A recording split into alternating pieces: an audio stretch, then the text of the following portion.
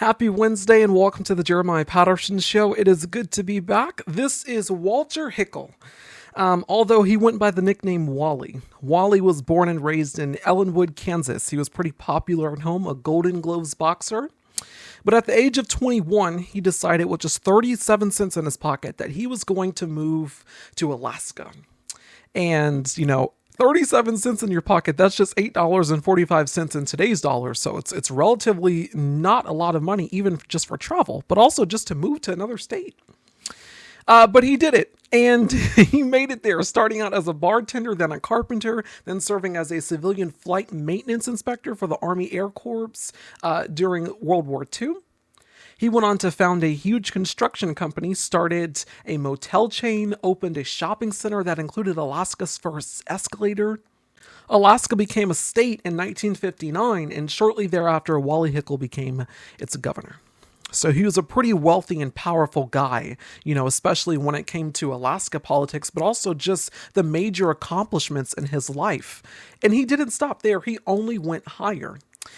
When Richard Nixon won the 1968 election and he became president the following year, he was looking for a secretary for the Department of Interior. So why not reach out to good old Wally Hickel? And this was a wildly non-controversial choice because he got confirmed 73-16 in the Senate. When was the last time you saw those kind of numbers for an incoming government official? So after being confirmed and sitting at his new desk for a while at the Interior Department, over time it turns out that Nixon actually didn't like him. Nixon actually did not like Wally Hickel that much. He was kind of doing too much. He was supposed to just be like mediocre, I guess. But for whatever reason, Nixon started really regretting hiring Wally Hickel to be the Secretary of Interior. And if you recall, 1968 was a crazy year. The sitting president of the United States, Lyndon B. Johnson, announced on live TV that he wasn't going to seek re-election for the presidency. There was social unrest and infuriation across the country as racism was persisting. Dr. King was assassinated. The Vietnam War was still going on. There was so much happening in the country at the time. And Richard Nixon winning the 1968 election did not just make all these problems go away. By the time he took office in 1969, there was still visceral outrage about the fact that we were still sending young men to die in Vietnam, because that's what was happening. Protests were all over the places, including on college campuses. And on May 4th, 1970, the Ohio National Guard fired on a crowd of unarmed student protesters, killing 4 people and wounding 9. That escalated things even more between anti-war protesters and the government because they were already, voicing their opposition to something that they did not believe in, and now they were being killed for it. It was absolutely catastrophic for the Nixon administration at the time. And it was around that time that Wally Hickel, the Interior Secretary, actually wrote a letter to President Nixon expressing his opposition to the administration's stance regarding war protesters on college campuses and just war protesters writ large. But before that letter could be delivered to Nixon, the President of the United States, Wally Hickel's letter got leaked to the press. It was published in the New York Times, and then it spread like wildfire. The letter read in part, quote, "I believe this administration finds itself today bracing a philosophy which appears to lack appropriate concern for the gratitude of a great mass of Americans, our young people. Addressed either politically or philosophically, I believe we are in error if we set out conscientiously to alienate those who could be our friends." End quote. And it was that time, it was that moment in the Nixon presidency when this letter leaked to the press that Nixon already hating Wally Hickel and regretting his decision. It was just that moment that essentially gave Nixon the ammunition, a full-on reason to fire him. And so that was the end of Wally Hickel's tenure as the Secretary of the Interior. But it was right around that time that Richard Nixon was creating a new government agency. He had already created the EPA, the Environmental Protection Agency, but we needed something else for the weather in this country. Yeah, we had, a prior agency dating back to 1807, like the Survey of the Coast and the Weather Bureau. But it was time to create something new. It was time to create something different. So on October 3rd, 1970, Nixon formally created the National Oceanic and Atmospheric Administration, NOAA, it would be called. They would be tasked with understanding and predicting changes in climate, weather, oceans, and coast, with the goal of conserving and managing marine and coastal ecosystems, in addition to doing a whole lot of other things. Big deal, right? 2 imperative scientific government agencies created in 1 year under a new president. But when it came to put NOAA somewhere in the government, I swear this is my favorite part of telling the story. When it came to put NOAA somewhere in the government, Nixon decided to make an illogical decision that was based off of a grudge. You would think that Nixon would put NOAA in the Department of Interior, right? Because the Interior Department essentially is over, managing Great Lakes in this country as well as our national parks. It should go there, right? No, Nixon did not want that, apparently, to be a part of Wally Hickle's legacy. He did not want Wally Hickle essentially to get the credit for the fact that NOAA would be at the Department of Interior. And so he puts NOAA, this new scientific agency, under the Department of Commerce. Really? The department that, does like money in this country? Why? Why are we putting NOAA under the Department of Commerce? If you're wondering what the genesis of this was, apparently it had something to do with President Nixon being unhappy with his Interior Secretary for criticizing him about the Vietnam War. And so he decided not to put NOAA in what would have been a more sensible place. That was then President Barack Obama in 2012 explaining this story and also attempting to put NOAA in its rightful place at the Department of Interior. But he did not succeed in that, although he tried. And still to this day, NOAA is under the Department of Commerce. So that is why in 2019, when the President of the United States took a Sharpie and made it look like Hurricane Dorian was headed for Alabama too, on an official NOAA map, causing everyone in Alabama to freak out, and then Trump got mad when it looked like NOAA was contradicting him. That is why then, when that happened, the Secretary of Commerce, Wilbur Ross, applied political pressure on the agency to fix that, because NOAA is under the Department of Commerce. And we all know that the hurricane was not headed to Alabama. But Wilbur Ross got on the phone because the president was mad, and he said, "Hey guys, I need you to fix this." He reportedly threatened to fire several top employees at NOAA, and initially the head of the agency objected, but capitulated and made those changes anyway. It caused widespread enragement within the agency, and also accusations from members of the scientific community that NOAA had been bent to political purposes. This was from David Titley, the former COO of NOAA under Obama. Quote, "Perhaps the darkest day ever for NOAA's leadership. Don't know how they will ever look their workforce in the eye again. Moral cowardice." Even the president of the National Weather Service was repulsed and wrote a Dear Colleague letter to reassure his workforce, essentially that they had nothing to do with this, and that their offices in no way would ever bow to such dangerous cowardice political pressure. After the 2024 election, there was a major concern in the scientific community about a second Trump presidency. But this time, though, we would at least be prepared, essentially, for what was coming, right? Because we kind of, we've been through this before. That was not the case. Because Elon Musk, the Elon Musk factor, was rarely expected in government. And when Elon Musk, got into power in the government, the government started slashing essential programs and funding for multiple federal agencies that was not widely expected. And by February of this year, in Elon Musk's Doge slashing mission, they got around to NOAA, and around 1,000 employees were terminated. In addition to funding cuts, the terminations included 2 flight directors at NOAA's Hurricane Hunter unit, reducing the staff there to 60%. Do you know what that section does? They collect real-time data within hurricanes to improve hurricane forecast and warnings.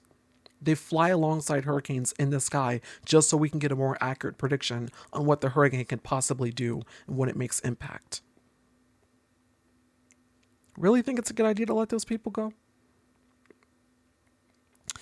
In Florida, cuts were made to the National Weather Service and workforce shortages of 40% at its Miami and Key West offices, leaving them short-staffed along with 12 other offices along the Gulf Coast.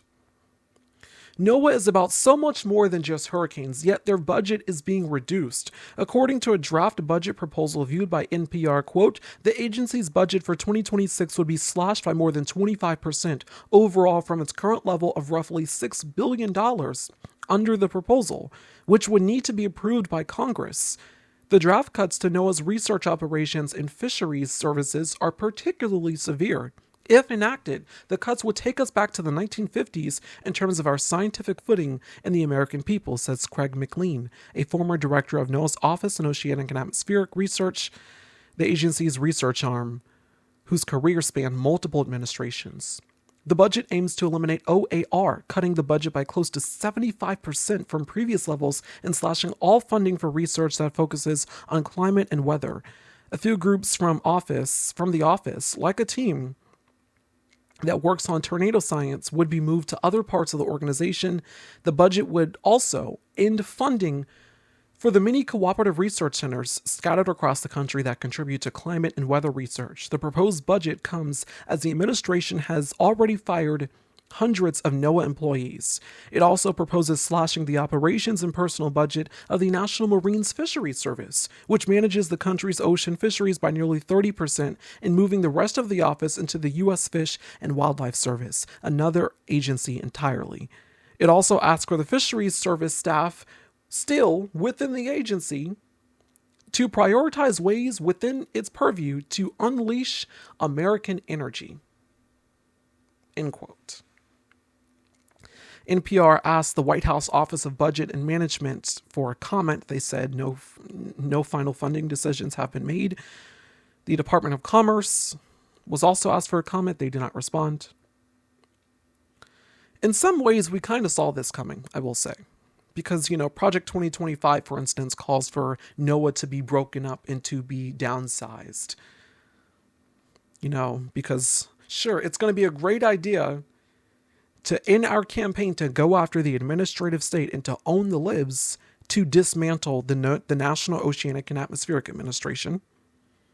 And also, let's gut the National Weather Service while we're at it too. Let's make sure the National Weather Service is short-staffed ahead of hurricane season, amid tornadoes, causing great damage and impact in this country.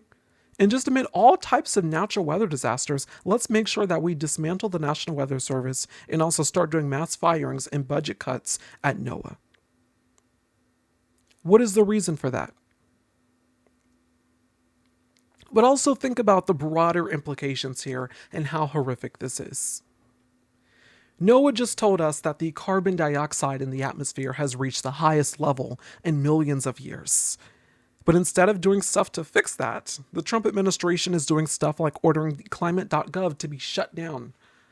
According to exclusive reporting from The Guardian today, the site will now be archived and no longer able to publish new content. It's essentially going to look like this. The USAID's website effectively shut down earlier this year. We're going to have special reporting on that coming up soon on the Jeremiah Patterson Show in the later days. But this is what's going to happen, according to The Guardian. Quote, Rebecca Lindsay, the website's former program manager who was fired in February as part of the government's purge of probationary employees, described a months-long situation within NOAA where political appointees and career staff argued over the fate of the website. I had gotten a stellar performance review, gotten a bonus, gotten a raise. I was performing very well. And then I was part of the group who got the form letter saying, your knowledge, skills, and abilities are no longer of use to NOAA, or something to that effect. Lindsay said essentially that she had been worried that climate.gov might be a target of the new administration soon after the election. But when a large NOAA contract was up for renewal at the end of May, her former boss told her that a demand came from up above to rewrite parts of the contract to remove the team's funding. It was a very deliberate targeted attack, said Lindsay. Lindsay said the content for climate.gov was created and maintained by a contracted staff of about 10, with additional contributions from NOAA scientists, and its editorial content was specifically designed to be politically neutral and faithful to the current state of the sciences. All of the staff have now been dismissed, she said. We operated exactly how you would want an independent, nonpartisan communications group to operate, said Lindsay, and noted that climate.gov is housed within the science division of NOAA, not its public affairs division. It does seem to be a part of this sort of slow and quiet way of trying to keep science agencies from providing information to the American people about climate. A contractor told The Guardian, "My bigger worry long term is I would hate to see it turn into propaganda for this administration, because that's not all what it was." End quote. Did you see this tweet a couple months ago? It's from the White House's official account, which is childish and unprofessional, but it says here, definitely don't visit covid.gov. Turns out when you click on the link, this is what it is now. A propaganda website with conspiracy theories about the coronavirus and attacking Dr. Fauci. That is what this administration is doing. So it is not hyperbolic, essentially, for, those former, staff at NOAA to say that climate.gov could turn into something that is just a propaganda site that the White House turns it into. The attacks on science in this government, in this administration, the attacks on science and the expertise of individuals across the vast majority of government agencies is extremely profound. Extremely, extremely profound. We did a special report here on the Jeremiah Patterson Show about what's happening at HHS and what's happening to several health organizations and agencies in this country that funding has been slashed or the programs have just outright been ended. It is a must-watch special report. It's about an hour and 10 minutes, but I definitely recommend that you check it out. But what's going on here with NOAA is going to have detrimental, pernicious impacts for a very long time. In the state of Texas, there are staff vacancies at weather offices ahead of hurricane season. In Alaska, because of firings at NOAA and massive cuts, it will cause the management of the fisheries there, in some cases, the work to be canceled, according to an official. NOAA's Center for Heat Resilient Communities, which could have helped local officials keep residents safe, has evaporated. More than 60 million Americans live in coastal areas directly affected by hurricanes, and millions more live in at-risk inland areas. But because of Donald Trump and Elon Musk's cuts to NOAA and the National Weather Service, as well as staff reductions, we now have weathermen going on TV saying stuff like this. It was absolutely devastating. The Northwest Bahamas, as a Category 5, sat over that region for 2 days. It was headed straight west. Lots of people in Florida were concerned the hurricane was heading here. And as you've grown accustomed to my presentations over my 34 years in South Florida newscasts, confidently, I went on TV and I told you, it's going to turn. You don't need to worry. It is going to turn. And I am here to tell you that I am not sure I can do that this year, because of the cuts, the gutting, the sledgehammer attack on science in general, and I could talk about that for a long, long time, and how that is affecting the U.S. Leadership in science over many years, and how we're losing that leadership, and this is a multi-generational impact on science in this country, all right? But specifically, let's talk about the federal government cuts to the National Weather Service and to NOAA. Did you know that Central and South Florida National Weather Service offices are currently basically 20 to 40% understaffed? From Tampa to Key West, including the Miami office, 20 to 40% understaffed. Now, this type of staffing shortage is having impacts across the nation because there's been a nearly 20% reduction in weather balloon launches that carry those radiosondes. And what we're starting to see is that the quality of the forecasts is becoming degraded. There's also a chance, because of some of these cuts, that NOAA Hurricane Hunter aircraft will not be able to fly this year, and with less reconnaissance missions, we may be flying blind. And we may not exactly know how strong a hurricane is before it reaches the coastline, like happened a couple of years ago in Hurricane Otis in Acapulco, Mexico. So I was asked to talk about this today. I'm glad I was. I just want you to know that what you need to do is call your representatives and make sure that these cuts are stopped. That is a weatherman on TV saying, hey, it's going to be hard to predict the weather now, and it's going to be hard to keep you apprised about the situation when it comes to hurricanes from here going forward because of these massive budget cuts, but also because of these changes that are detrimental and pernicious in affecting your life, and how I can inform you on when to leave the state, or if you even need to leave the state. That information is now skewed. That information is now, changed. It's going to be difficult to access accurate information to get that to you as the viewers watching this show. That is horrific. That's in Florida. Florida. When Noaa was facing these proposed cuts and firings earlier in the year, this guy here, Dr. John Cortinas, the Deputy Assistant Administrator for Science at Noaa's Miami Research Office, he actually retired at the time. And he said in a post on LinkedIn, quote, "On my last day before retirement from Noaa, this is a bittersweet moment for me, celebrating a long career in public service, but saddened by seeing so many talented individuals be terminated yesterday. I still believe in the importance of what Noaa does for America and the world. For all those employees, contractors, and affiliates continuing to work at Noaa, know that your efforts are greatly appreciated. While I will no longer be among you as a colleague, you can count on me to be an advocate for what you do on the outside. Stay strong and stay true to what you believe." End quote. Dr. Cortinas told Axios this month that the department in which he led is set to be eliminated, and that such a move would be harmful to the ongoing work advancing extreme weather forecast capabilities. There already have been protests to what's going on at Noaa. Americans everywhere stepping up, standing up, expressing their outrage as a part of the resistance movement to what is going on at Noaa. But last Sunday, Dr. Cortinas organized a protest of his own to oppose what the Trump administration is doing to his colleagues at that agency.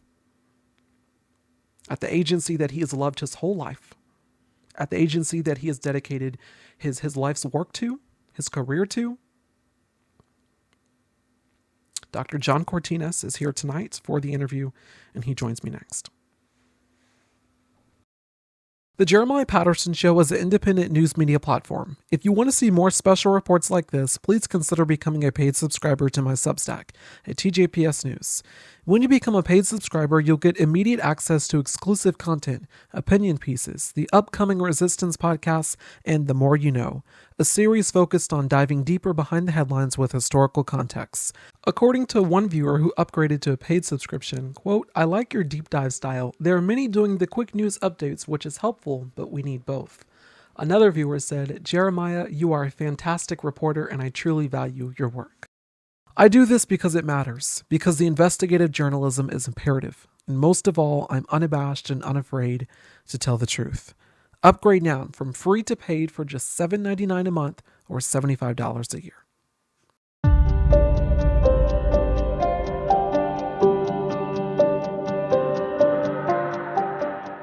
Joining me now for the interview is Dr. John Cortinas, the former Deputy Assistant Administrator for Science at Noaa's Research Office in Miami. Thank you so much for coming on the show. It's my pleasure. To begin, my first question is, could you describe your role at Noaa and your experience working within the agency? Sure. So I've spent my whole entire career at Noaa or affiliated with Noaa in some way, which started over 30 years ago in Oklahoma with the laboratory out there that primarily focuses on studying severe weather. They're those that will go out into the field and chase storms to learn about them and understand them. And so I started there, like I said, over 30 years ago, and then kind of progressed through my career. I was trained as a meteorologist, and so was always real interested on the side of doing research and not necessarily as being a forecaster, if you will, like on the that we see in the news or that we're familiar with in the National Weather Service. And so my activities all focused really primarily on developing tools and improving the kinds of forecast tools that forecasters use to ultimately make their forecast and warn the public about what it. So that's kind of all my career has been focused on doing that research and trying to understand how to get it to the forecaster really efficiently. And so through various other positions, I've been exposed, but yet remained true to the research part of NOAA. And so I'm really familiar with our national laboratories. At one time, I was the director of the National Laboratory in Miami, Florida. And then after that, became the Deputy Assistant Administrator, which oversaw all 10 of our national laboratories across the country. And so I'm very familiar with the kinds of research that they were doing and the ways that the research that we conducted was communicated, was transitioned into applications and information that people, the public, as well as other countries and businesses would use. Mm. Now, the Trump administration has made significant budget cuts and staffing reductions to NOAA and related weather agencies.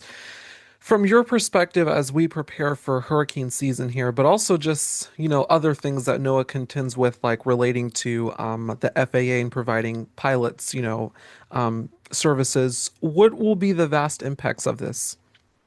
So I think the impacts are going to be really far reaching. And most recently, people have focused kind of on what's the impact to, let's say, the weather forecast, or Mhm. as you pointed out, like the hurricane season coming up. But NOAA's involved in so many other aspects that are in addition to the important mission that they do as it relates to weather.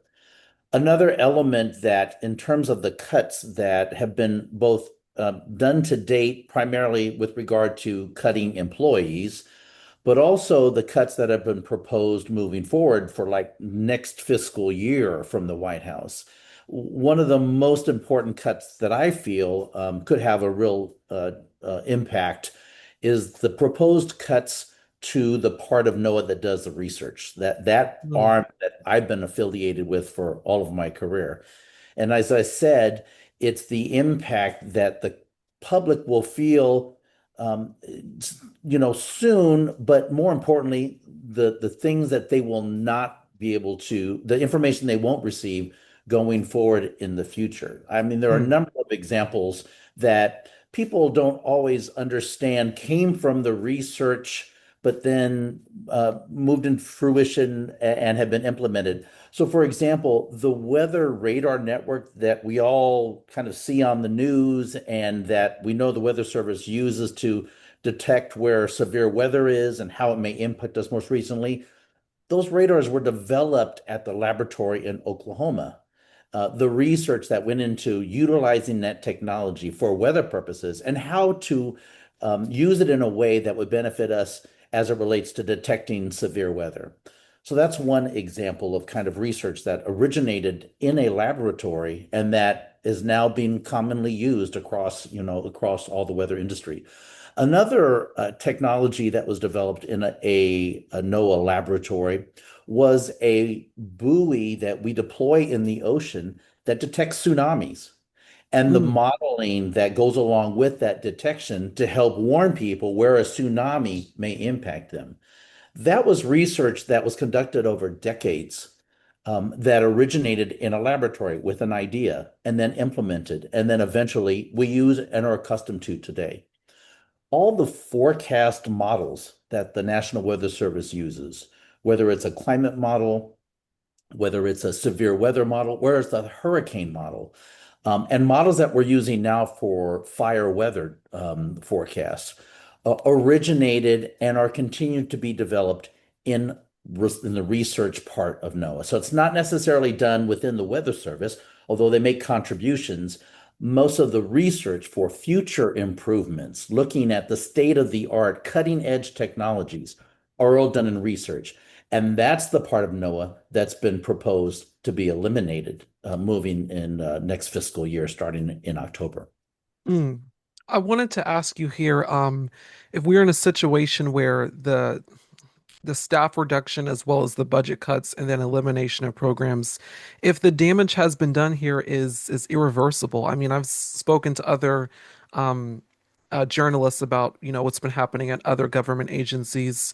But when it comes to NOAA in particular and how essential this agency is, as you just laid out there, is some of the damage done? Is that irrevocable? I think of the changes that have been imposed so far today, if tomorrow there was a decision to bring people back or to have, open up the ability to rehire people, I think the agency could recover. So this has only been a few months. And so I think the changes that have been implemented are severe for sure, but they could be reversed if by tomorrow that could be changed. But if we go into another year, and as I said, the proposed changes would be even more drastic than what we've seen so Mm. far today in terms of cuts, elimination of large programs that right now are still able to sustain themselves, although they might not be fully staffed in order to be able to do all the things that they were doing. um, Bringing people back could help, reinvigorate that and bring those programs back.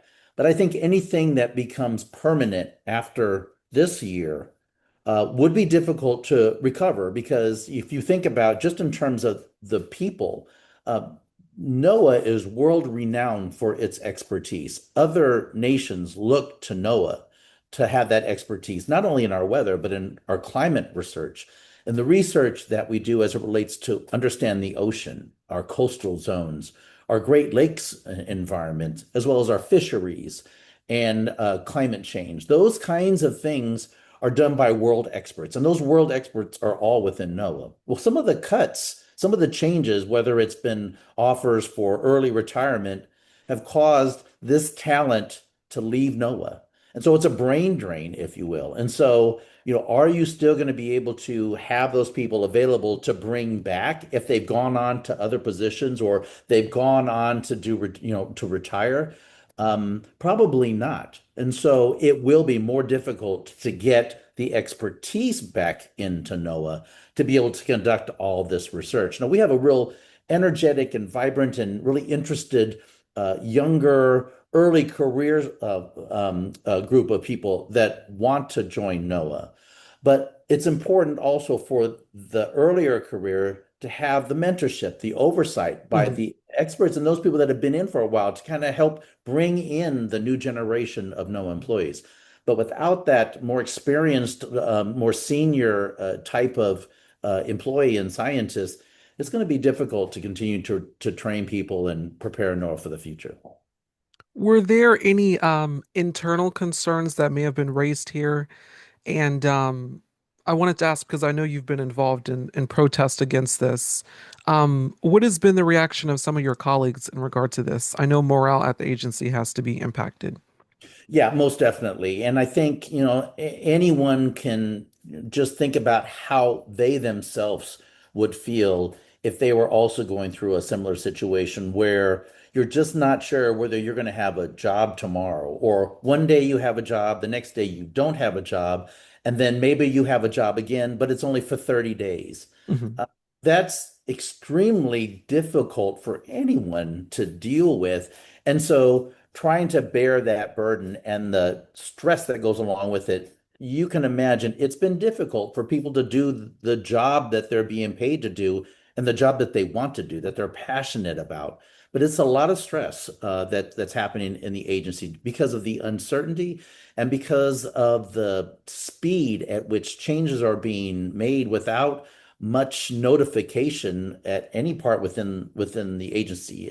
Some of the changes have come about so swiftly that supervisors were not even aware before their employees were, Mm. notified that they didn't have a job. So if an employee asked the supervisor about more information, the supervisors at times didn't even have the information that's needed. So it's been really difficult for a lot of people in the agency. I wanted to ask you here lastly, if you're concerned about political pressure being applied on nonpartisan, imperative scientific institutions like NOAA.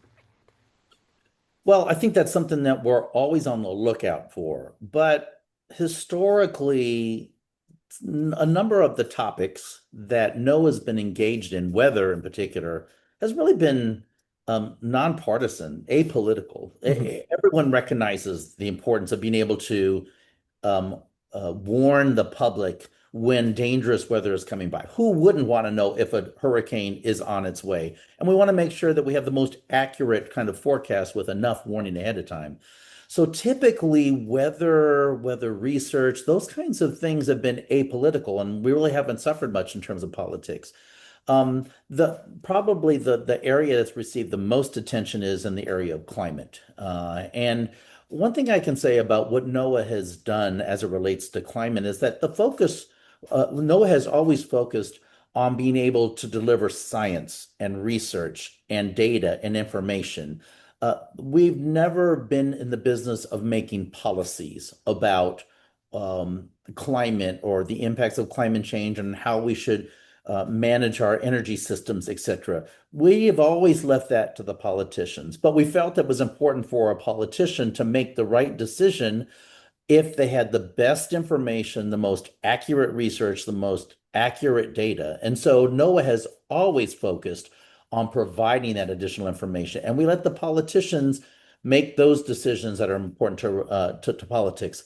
Unfortunately, NOAA has got caught up in that. And so people will often look to NOAA to think that we're in the business of also controlling the politics about Hmm. um, climate, energy policy, and those kinds of things. But it's really not the case. It's been really important for NOAA to stay out of the politics, but make sure that we're doing the best science possible for the public.